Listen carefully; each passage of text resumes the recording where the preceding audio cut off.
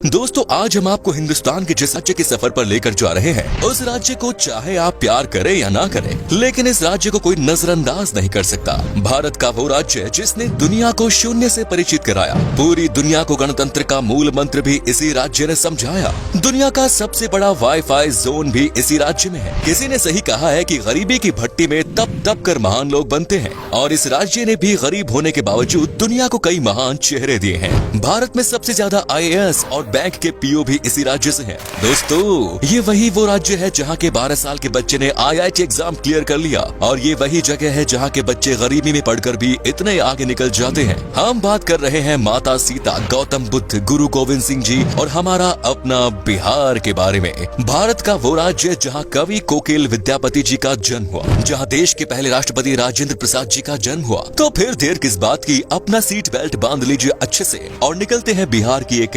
शानदार सफर पर। दोस्तों बिहार वो राज्य है जिसे प्राचीन काल में मगध के नाम से जाना जाता था, और इसकी राजधानी पटना को पाटलिपुत्र के नाम से।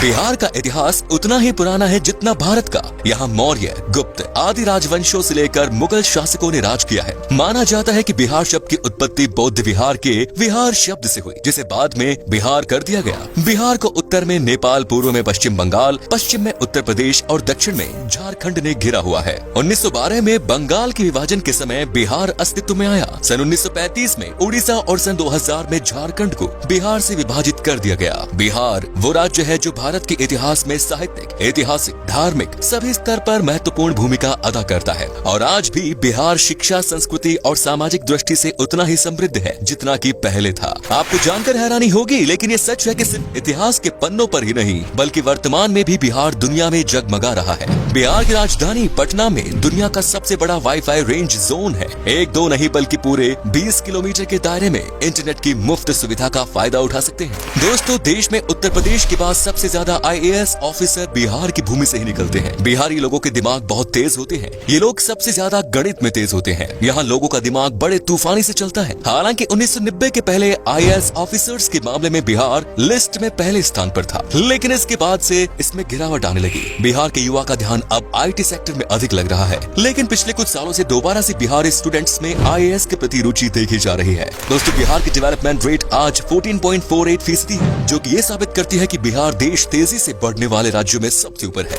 बिहार आज शैक्षिक स्तर पर केरला के शैक्षिक स्तर को टक्कर दे रहा है। बल्कि ये कहना भी अनुचित नहीं होगा कि बिहार में लिटरेट लोगों की संख्या केरला के लोगों से ज्यादा है। दोस्तों बिहार में कृषकों की बात करें तो वहाँ कोई किसान इतना मजबूर नहीं होता कि उसे आत्महत्या करनी पड़े। दोस्तों बिहार एक ऐतिहासिक राज्य है। इसके रंग रंग में इतिहास की वो बूंदें छिपी है जो आज भी बिहार की महत्व की सुगंध न सिर्फ देश में बल्कि पूरे दुनिया में पहुंचाती है। इतिहास आज भी बिहार के महत्व की गवाही देता है। इतिहास के पन्नों से बिहार को हटा दिया जाए तो इतिहास का अस्तित्व ही नहीं रह जाएगा। देश के सबसे पुराने हिंदू मंदिर से लेकर बिहार अपने आंचल में और भी कई रोचक तथ्य छिपाए पड़ा है। ऐतिहासिक साक्ष्य को प्रमाण माने तो ईसा से लगभग 6वीं सदी पहले बिहार के वैशाली में ही गणतंत्र की पहली बेल लुकी थी। जब लोगों को गणतंत्र का अर्थ नहीं पता था, तब उस काल में वैशाली में देश की ही नहीं बल्कि दुनिया के पहले गणराज्य की आधारशिला रखी गई। संसद प्रणाली भी वैशाली में मौजूद थी। बिहार वो राज्य है जिसने आजादी के समय भारत छोड़ो आंदोलन में महत्वपूर्ण भूमिका निभाई। दोस्तों शून्य यानी जीरो के बिना गणित का क्या मोल, ये किसी को बताने की जरूरत नहीं है।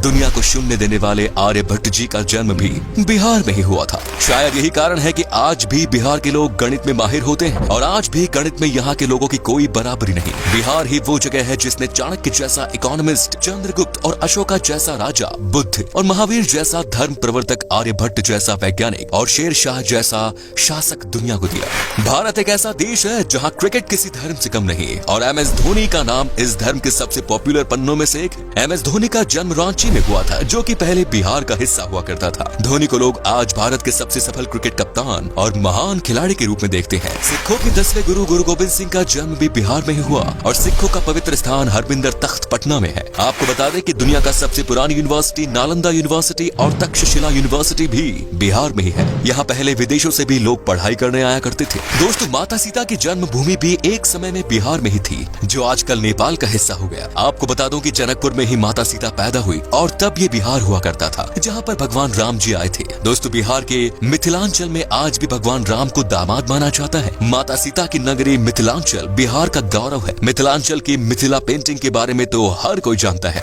आपको तो शायद पता ही होगा कि बॉलीवुड के शान और जान पंकज त्रिपाठी भी बिहार से ही है और बिहार का भी एक बेटा शानदार एक्टर है सुशांत सिंह राजपूत, जिसका देहांत होने के बाद भी लोगों के प्यार ने अमर कर दिया। दोस्तों, बिहार का खाना भारत के सबसे शानदार पकवानों में से एक माना जाता है। बिहार का लिट्टी चोखा बहुत टेस्टी होते हैं। आपने अगर लिट्टी चोखा नहीं खाया तो एक बार जरूर ट्राई कीजिएगा, वाकई में आपका दिल खुश हो जाएगा। यहाँ पर वेज से लेकर नॉन वेज तक हर पकवान लाजवाब होता है। इतना ही नहीं, आपको बता दूं कि यहाँ पर गन्ने की जूस भी पसंद किया जाता है और ये इतने मीठे और टेस्टी होते हैं कि इसे पीकर मानो आप दीवाने हो जाओगे। तो चलिए अब बात करते हैं उन जगहों की जहाँ पर आप बिहार के सफर के दौरान घूम सकते हैं और साथ ही बताएंगे कि आपको बिहार की ट्रिप में मैक्सिमम कितना पैसा खर्च करना पड़ेगा।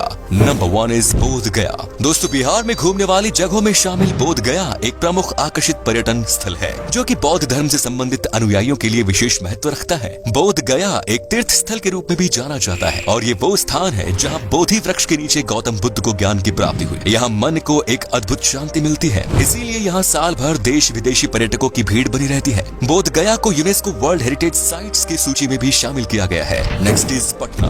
बिहार राज्य में गंगा नदी के दक्षिणी छोर पर स्थित पटना पर्यटन स्थल बिहार की राजधानी है और पटना को एक ऐतिहासिक और आकर्षित पर्यटन स्थल के रूप में जाना जाता है। पटना शहर धार्मिक दृष्टि महत्व के साथ साथ आध्यात्मिक महत्व भी रखता है। बिहार के पटना को सिखों, जैन, हिंदू और बौद्ध धर्मों के तीर्थ स्थलों का प्रवेश द्वार भी माना जाता है। उत्तर भारत के सबसे बड़े शहर के रूप में विख्यात पटना तारामंडल, हाईकोर्ट, पटना साहिब गुरुद्वारा, पादरी की हवेली और सचिवालय भवन जैसे आकर्षण से भरा हुआ है। Next is Madhubani. बिहार का आकर्षित शहर मधुबानी एक प्राचीन शहर है जो कि मधुबानी कला और संस्कृति के लिए जाना जाता है। मधुबानी शहर का उल्लेख रामायण काल में होने की पुष्टि की गई है। मधुबनी शहर अपनी शानदार चित्रकारी के लिए जाना जाता है। आपकी जानकारी के लिए बता दें कि सीतामढ़ी और सुपौल मधुबनी के प्रमुख व्यापारी क्षेत्र के रूप में जाने जाते हैं। Next is Nalanda. बिहार के तीर्थ स्थलों में शामिल नालंदा बिहार की ऐतिहासिक जगह है। नालंदा प्राचीन काल की सबसे पॉपुलर तीर्थ स्थल है जो कि संस्कृति, आध्यात्मिकता, इतिहास, वास्तुकला और पर्यटन का जीता जागता उदाहरण है। नालंदा यूनिवर्सिटी यहाँ का प्रमुख आकर्षण है। Next is Vaishali. वैशाली तीर्थ स्थल बिहार का वो धार्मिक स्थान है जहाँ भगवान महावीर का जन्म हुआ। वैशाली बिहार का एक छोटा सा जिला है जो कि बौद्ध, जैन और हिंदू धर्म से संबंधित अनुयायियों के लिए एक तीर्थ स्थल के रूप में जाना जाता है। माना जाता है कि वैशाली नाम महाभारत काल से संबंध रखता है जो कि राजा विशाल के नाम पर रखा गया। Next is Munger.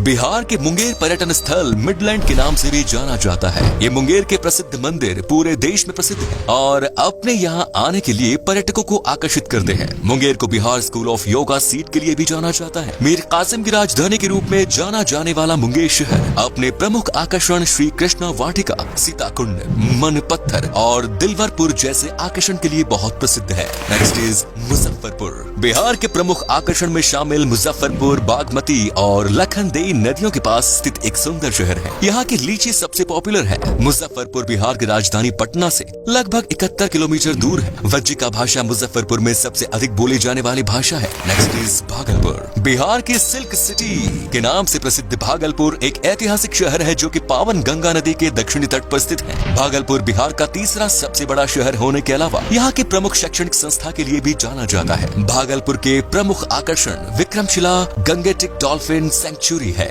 जो कि पर्यटकों को अपनी ओर आकर्षित करता है। बिहार का भागलपुर अपने रेशम के उपयोग के लिए पहचाना जाता है। Next is Pawapuri. बिहार के धार्मिक स्थलों में शामिल पावपुरी नालंदा जिले में स्थित है और जैनियों के लिए किसी तीर्थ स्थल से कम नहीं। आपको बता दें कि पावपुरी शहर एक समय में मौल महाजनपद की संयुक्त राजधानी के रूप में जाना जाता था। पावपुरी वो धार्मिक स्थान है जहां भगवान महावीर को 500 ईसा पूर्व में दफनाया गया था।